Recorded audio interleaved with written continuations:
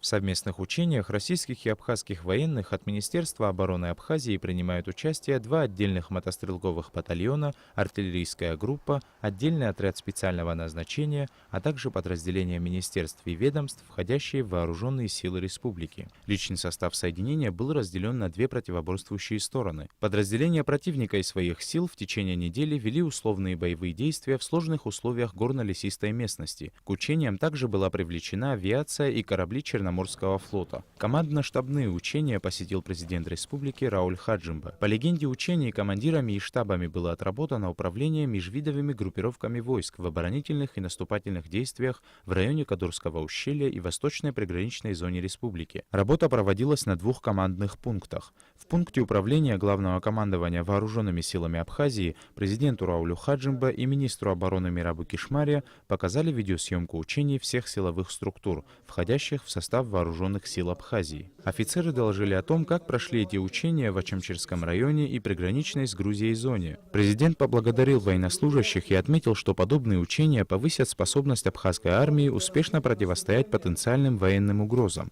Рауль Хаджимба отметил важное значение военных учений и взаимодействия между Абхазией и Россией в сфере обороны. Реально на сегодняшний день то положение дел, которое складывается на Черном море, с учетом тех процессов, которые происходят на Украине и в других государствах Черноморского бассейна, нужно нам учитывать.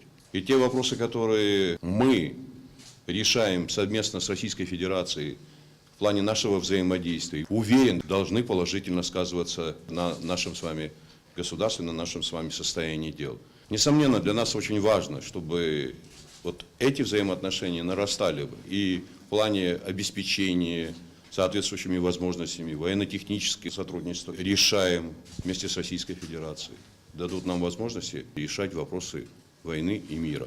Дай Бог, чтобы больше было возможностей как раз таки говорить о мире. Далее президент посетил временный командный пункт 49-й общевойсковой армии России. Командующий пунктом рассказал главе государства о ходе совместных учений. Президенту также продемонстрировали современное оборудование связи, в том числе видеосвязи.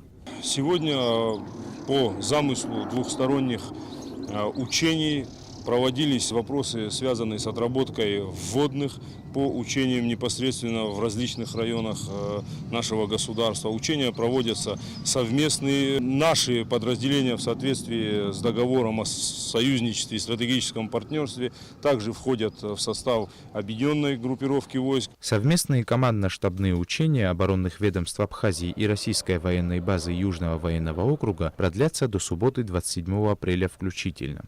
Саиджи Арсали, Алексея Гухава и Нала Гухава, Абхазское телевидение.